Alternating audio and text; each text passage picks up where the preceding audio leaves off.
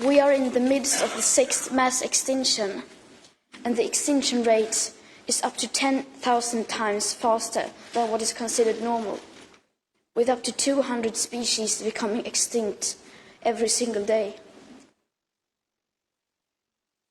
Erosion of fertile topsoil, deforestation of our great forests, toxic air pollution, loss of insects and wildlife, the acidification of our oceans.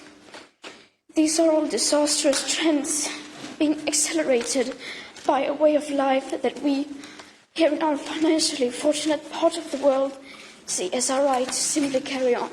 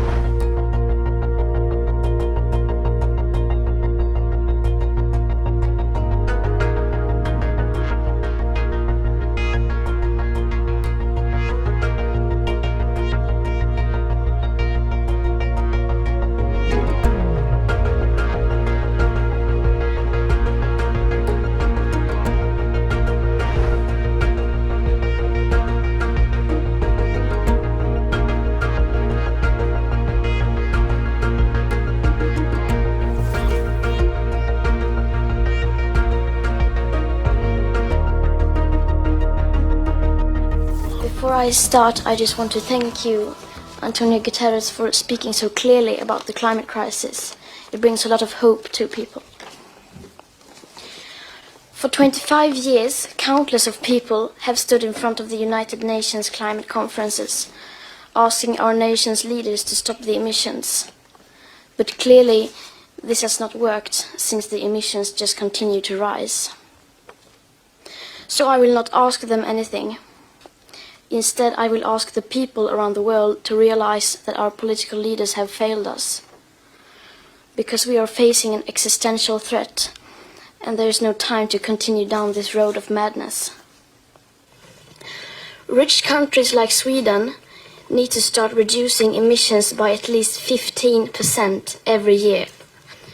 You would think the media and every one of our leaders would be talking about nothing else, but they never even mention it. Nor does hardly anyone ever mention that we are in the midst of the 6th mass extinction, with up to 200 species going extinct every single day. That means that rich countries, like mine, need to get down to zero emissions within 6 to 12 years with today's emission speed. Because how can we expect countries like India, Colombia or Nigeria to care about the climate crisis if we, who already have everything, don't care even a second about our actual commitments to the Paris Agreement? So when school started in August this year, I sat myself down on the ground outside the Swedish Parliament. I school striked for the climate. Some people say that I should be in school instead. Some people say that I should study to become a climate scientist so that I can solve the climate crisis. But the climate crisis has already been solved. We already have all the facts and solutions. And why should I be studying for a future that soon may be no more, when no one is doing anything to save that future? And what is the point of learning facts when the most important facts clearly means nothing to our society? Today we use 100 million barrels of oil every single day. There are no politics to change that. There are no rules to keep that oil in the ground. So we can no longer save the world by playing by the rules, because the rules have to be changed. So we have not come here to beg the world leaders to care for our future. They have ignored us in the past and they will ignore us again. We have come here to let them know that change is coming, whether they like it or not. The people will rise to the challenge.